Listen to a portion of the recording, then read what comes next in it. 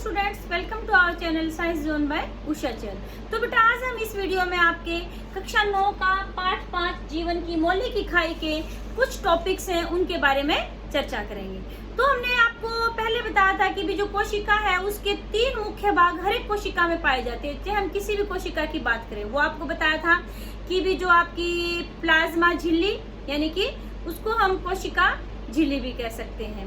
और सेकंड आपको बताया था वो क्या होता है, केंद्रक होता है। और तीसरा आपको बताया था कोशिका द्रव्य या इसको साइटोप्लाज्म भी कह सकते हैं। ठीक है, तो हमने इससे पहले बात की थी कोशिका झिल्ली यानी कि प्लाज्मा मेम्ब्रेन या प्लाज्मा झिल्ली के बारे में। उसी का एक छोटा सा टॉपिक है ये कोशिका भित्ति। ये भी हमारा कोशिका झिल्ली के टॉपिक में ही आता है। तो कोशिका भित्ति क्या होती है?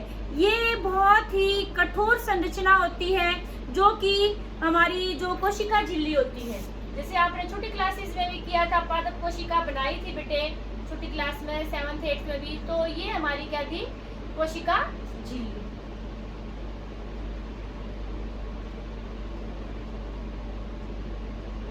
तो इसके बाहर एक कठोर आवरण होता है। ठीक है, तो ये हमारी क्या होती है, कोशिका भित्ति। तो जो ये कठोर आवरण है क्या है, ये कोशिका भित्ति। ये किसकी बनी होती है? सेलुलोज की बनी होती है। किसकी बनी होती है कोशिका भित्ति? सेलुलोज की। ये हमारी जो पादप कोशिका होती है उसको कठोरता प्रदान करती है। ठीक है, और इसका कार्य क्या होता है कि जो पादप कोशिका है उसको फूला हुआ रखती है। और ऊपर से जैसे इसका फायदा ये किसमें पाई जाती है, जो जंतु है उनमें नहीं पाई जाती। एक तो ये पादपों में पाई जाती है और ऊपर से जो हमारे बैक्टीरिया है उनमें पाई जाती है और ऊपर से जो हमारी फंगस है उसमें पाई जाती है। इसका फायदा ये हो गया कि जो मीठे पानी में रहते हैं ये पदार्थ, पादप भी जो है मीठे पानी वाले, तो उनमें क्या होता है कि आपको बताया था कि जो अल्प प्रासरणदाबी विलयन है यानी कि मीठा पानी तो अल्प प्रासरणदाबी विलयन हो गया, तो उससे क्या हो जाएगा कि भी जो पानी है वो कोशिका के अंदर जाएगा। कोशिका का जो है वो माध्यम, उस जिस माध्यम में कोशिका रखी है वो माध्यम अल्प प्रासरणदाबी होगा। तो पिछली वीडियो में हमने बताया था पानी अंदर जाएगा। जब बहुत ज्यादा पानी अंदर चला जाएगा तो क्या हो जाएगा, ज्यादा पानी घुसता गया तो फट जाएगी। लेकिन पादप कोशिका में क्या होता है कि भी बाहर क्या होती है, भित्ति होती है।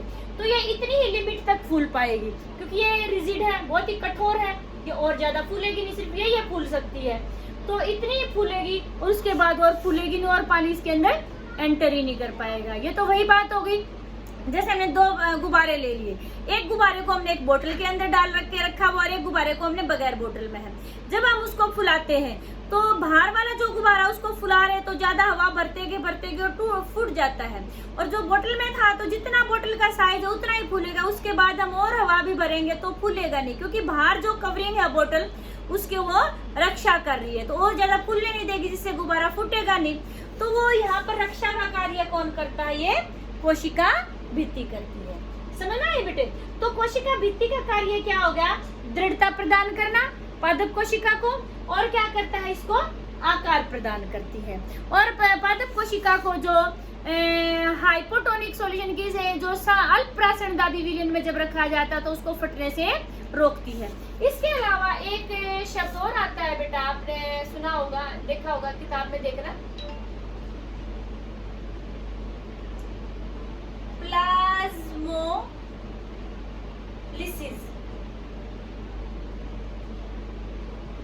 या इसको जीव द्रव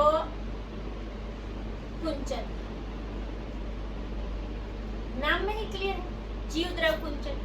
यानी कि इसके अंदर जो जीव द्रव यानी कि साइटोप्लाज्म जो जिसको हम कहते हैं वो पाया जाता है। जब इसको अति प्रासरणदाबी विलयन में, ये हमने पिछले वाली वीडियो में आपको बताया था कि भी जो किसी कोशिका को अति प्रासरणदाबी विलयन में रखा जाता है, तो यानी कि बाहर का जो माध्यम अति प्रासरणदाबी है, गाढ़ा गोल है और अंदर पतला है, तो क्या होगा कि भी अंदर से पानी निकल जाएगा और हमारी जो कोशिका झिल्ली थी वो सिकुड़ जाती है, श्रिंक हो जाती है, कुंचित हो जाती है। तो यानी कि क्या हो जाएगा, जो ये आवरण था हमारा, तो ये एकदम से गैप ज्यादा आ जाएगा इसमें। ये हमारी सिकुड़ के छोटी सी होगी। तो इस प्रक्रिया को क्या कहते हैं? प्लाज्मोलिसिस या जीवद्रव कुंचन कहते हैं। समझ में आया बेटा?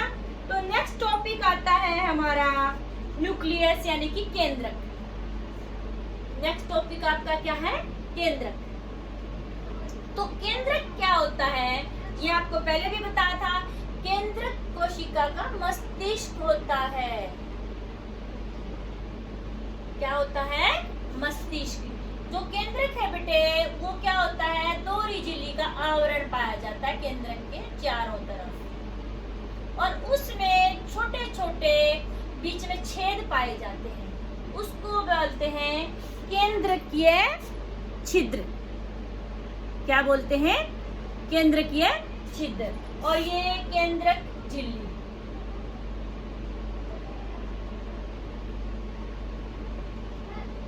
तो ये दोहरी झिल्ली है और ये बीच में छिद्र है, तो इनको बोलेंगे केंद्रकीय छिद्र।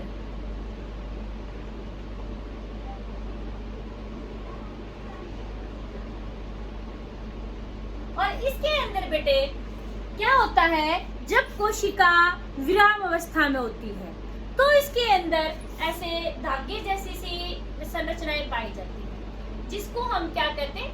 क्रोमेटिन। क्या बोलते हैं इसको? क्रोमेटिन। और जब कोशिका विभाजन के समय होती है कि विभाजन के लिए तैयार होती है कि विभाजन होएगा कोशिका में, एक कोशिका दूसरी कोशिका में बट जाती है, तो उस समय क्या होता है कि जो ये क्रोमेटिन था ये क्या बन जाता है? ऐसे दंड लाइक संरचना बन जाती है, दंड जैसी ऐसे। इसको क्या बोलते हैं फिर हम? क्रोमोसोम।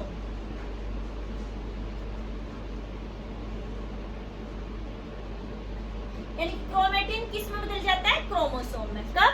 जब कोशिका विभाजन की अवस्था में आती है। उससे पहले क्रोमेटिन किस में बदल जाता है? क्रोमोसोम के अंदर। इसी को ही गुणसूत्र भी कहते हैं।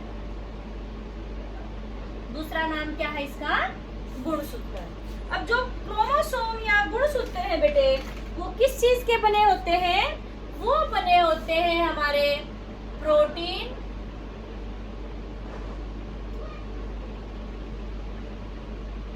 और डीएनए के। किसके बने होते हैं? प्रोटीन और डीएनए। ठीक है। जो डीएनए है, अभी हमने बहुत बार नाम सुना होगा कि भी डीएनए टेस्ट किया है, वो किया है। तो डीएनए की फुल फॉर्म क्या होती है? Deoxy ribo nucleic acid. क्या होती है?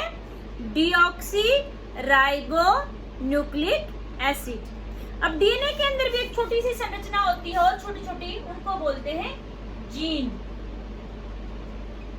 क्या बोलते हैं? जीन बोलते हैं। अब फिर आता केंद्रक के कार्य। केंद्रक बेटा क्या करता है? अभी आपको बताया कि मस्तिष्क का कार्य करता है, जैसे हमारे शरीर में मस्तिष्क। तो यानी कि कोशिका के अंदर जितनी भी गतिविधियां होती है, कोई भी रासायनिक क्रियाएं होती है, तो उनका नियंत्रण कौन करता है? केंद्रक करता है। और ऊपर से एक पीढ़ी से दूसरी पीढ़ी में, जैसे हम कहते हैं ना, इस बच्चे की जो नाक है वो पापा से मिल रही है, इसकी आवाज मम्मा से मिल रही है, इसका कद काठी दादा से, यानी कि एक पीढ़ी से दूसरी पीढ़ी में जो गुण जा रहे हैं उसको कौन नियंत्रित करता है?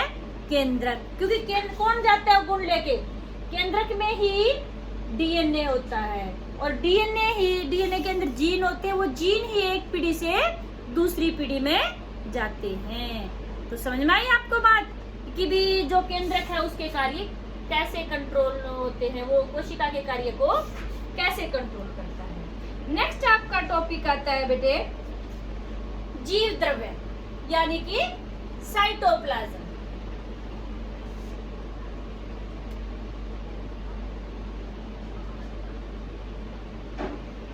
या फिर इसको हम क्या कह सकते हैं?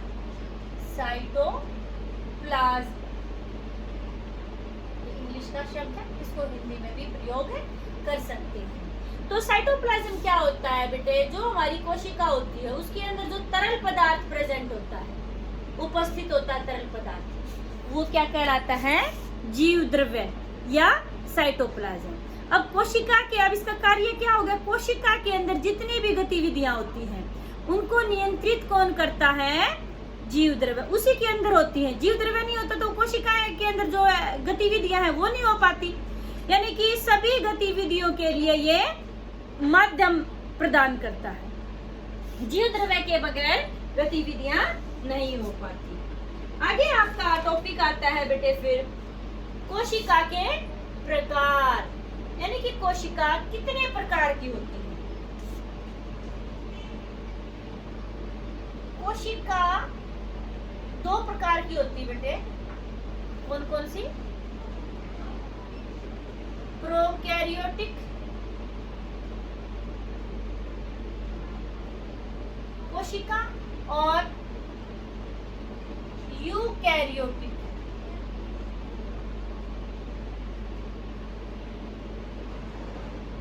ये बहुत इंपॉर्टेंट क्वेश्चन है बेटा, इसको याद करना है। प्रोकैरियोटिक कोशिका सामान्यतः इसका आकार छोटा होता है और यूकैरियोटिक कोशिका का आकार सामान्यतः बड़ा होता है। अब जो प्रोकैरियोटिक कोशिका है इसका जो आकार होता है बेटे, यानी कि पहला पॉइंट हो गया छोटा आकार, और यहाँ आकार कैसा हो गया, बड़ा। ठीक है,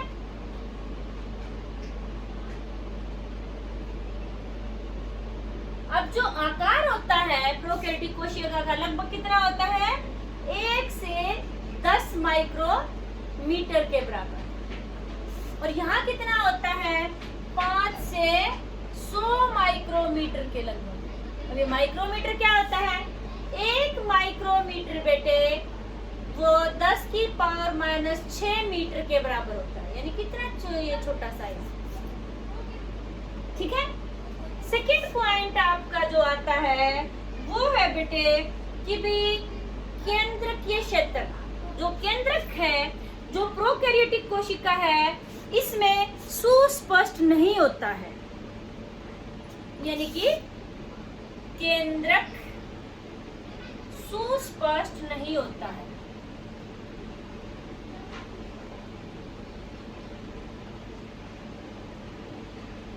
यहाँ पर सुस्पष्ट होता है। ठीक है, नेक्स्ट पॉइंट है कि भी जो केंद्रक है, अभी हमने जिक्र किया था जब केंद्रक की संरचना बताई थी आपको कि केंद्रक के बाहर दोहरी झिल्ली पाई जाती है, तो यानी कि केंद्रकीय झिल्ली उपस्थित नहीं होती।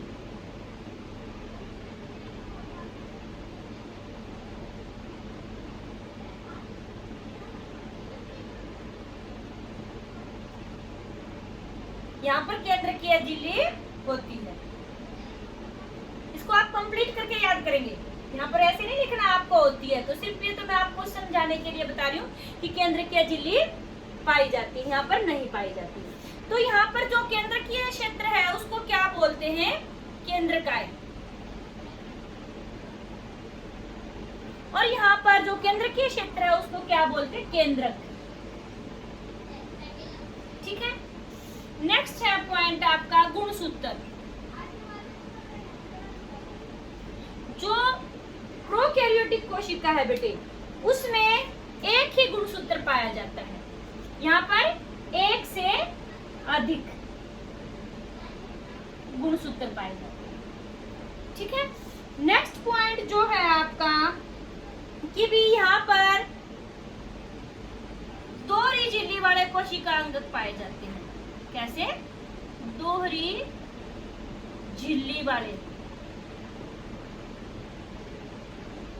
कोशिका अंगक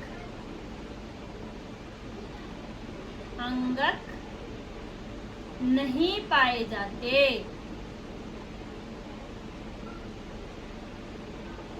और यहाँ पर पाए जाते हैं। फिर पॉइंट आता है कि ये दोहरी झिल्ली कोशिका अंगक क्या होता है बेटे। जैसे पहले आपको एग्जांपल बताती हूँ, फिर ये पॉइंट समझाती हूँ। जैसे खाना खाते हैं, शादी वगैरह में जाते हैं, कई बार आपने देखा होगा वहां पर बहुत सारे लोग आते हैं, तो कई लोग क्या करते हैं, प्लेट ली, उसी के अंदर राइस डाले, उसी के अंदर हमने छोले की सब्जी डाल दी, फिर उसी के अंदर दाल मखनी भी डाल दी, उसी के अंदर रायता भी डाल दिया, उसी के अंदर मतलब हमने बहुत सारी चीजें एक ही प्लेट में हमने मिक्स कर दिया। फिर उनको कई लोगों को देखा होगा, और फिर वो खा रहे होते। तो यानी कि उसका जो बाहरी आवरण है क्या है, एक वो प्लेट है, और उसी के अंदर सारा का जो सामान डाला हुआ है। दूसरा आदमी है, आपने दूसरी तरफ देखा कि एक आदमी क्या कर रहा है, वो भी सारी चीजें ले रखा है, लेकिन क्या है कि प्लेट में एक साइड में उसने चावल रखे हुए हैं, एक छोटी सी कटोरी में उसने रायता डाल रखा है, एक कटोरी में उसने छोले वाली सब्जी डाली, एक कटोरी में उसने दाल मखनी डाली, एक कटोरी में उसने पनीर वाली, मतलब आइटम उसने दोनों ने समान लिए हैं।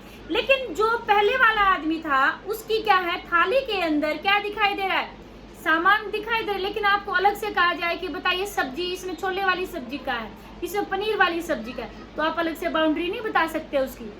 क्यों?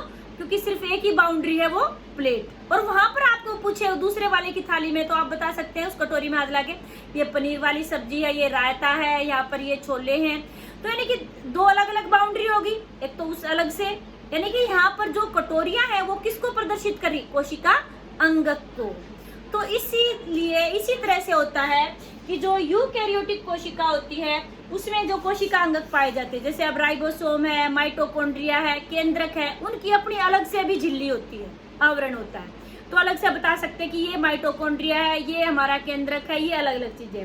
लेकिन जो प्रोकैरियोटिक कोशिका होती है बेटे, उसके अंदर मटेरियल प्रेजेंट होता है उन सबका, लेकिन उनकी अलग से झिल्ली या आवरण नहीं होता है। तो वहां से अलग से हम पहचान नहीं कर सकते कि कौन सी चीज कहाँ पर है। तो इसलिए यानी कि इसमें दोहरी झिल्ली वाले कोशिकांगक नहीं पाए जाते हैं, और यहाँ पर दोहरी झिल्ली वाले कोशिकांगक पाए जाते हैं। नेक्स्ट जो आपका टॉपिक है वो आपका है अंतर्द्रवी जालिका। क्या है आपका, इसको बोलते हैं एंडोप्लाज्मिक रेटिकुलम इंग्लिश में, अंतःद्रवी जालिका।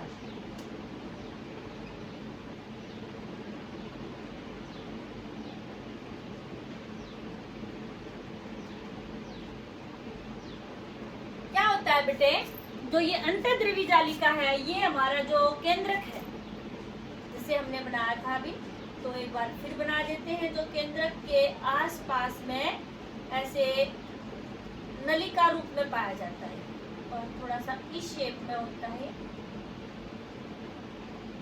उसके आसपास पाया जाता है ऐसे।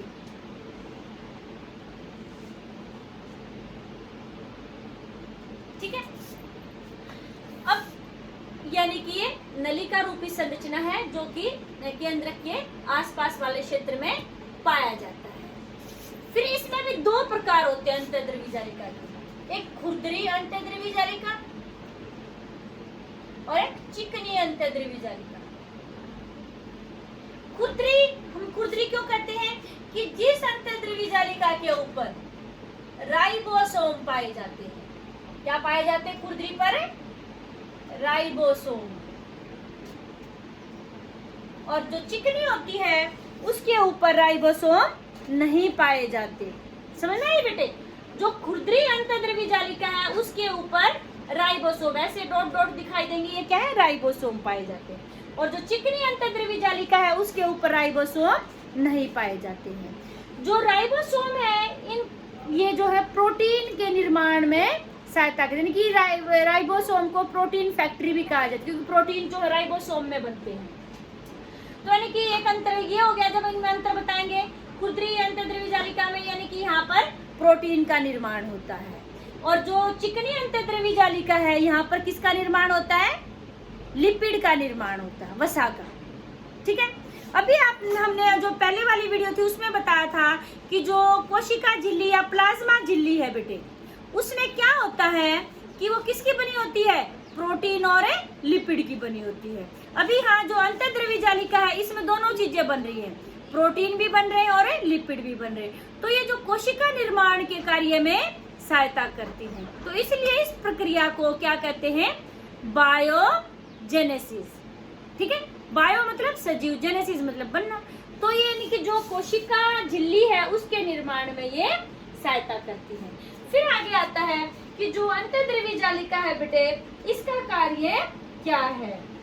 तो पहला कार्य आप ये बताएंगे कि भी एक तो ये बहुत सारी जो रासायनिक अभिक्रियाएं होती हैं उनके लिए स्थान प्रदान करती है। जैसे अभी बताया था कि प्रोटीन बनने में के लिए खुरदरी अंतःद्रव्य जालिका, वसा बनने के लिए आपकी चिकनी अंतःद्रव्य जालिका। तो एक पॉइंट यह हो गया कि भाई जो कोशिका के अंदर बहुत सारी जो रासायनिक अभिक्रियाएं होती हैं उनको क्या करती है, स्थान प्रदान करती है। इसके अंदर बहुत सारी रासायनिक अभिक्रियाएं होती हैं। दूसरा हो गया कि भी जो प्रोटीन के निर्माण का कार्य भी खुरदरी अंतःद्रव्य जालिका में होता है। अगला जो कार्य है वो आप बताएंगे, लिपिड्स का निर्माण चिकनी अंतःद्रव्य जालिका में होती है। और चौथा पॉइंट जो लास्ट पॉइंट है वो क्या हो गया कि जो चिकनी अंतःद्रव्य जालिका है बेटे, वो क्या करती है, लीवर सेल यानी कि यकृत जो कोशिकाएं होती हैं उसमें क्या होता है कि जो हमारे कई बार जहरीले पदार्थ या दवाइयां जो ग्रहण कर लेते हैं हम, जो हमारी बॉडी के लिए नुकसानदायक होती हैं, तो उनको क्या कर देती, डिटॉक्सिफाई यानी कि उनका विषैलापन खत्म कर देती है। जो विषैली चीजें हमारा शरीर कई बार ग्रहण कर लेता है, तो जो हमारी यकृत कोशिका है उसकी जो चिकनी अंतःद्रव्य जालिका है उन विषैली चीजों का विषैलापन खत्म कर देती है। कौन करता है खत्म, चिकनी अंतःद्रव्य जालिका। कौन सी कोशिका की, यकृत कोशिका की। तो उम्मीद है बेटा आपको ये टॉपिक समझ में आए होंगे।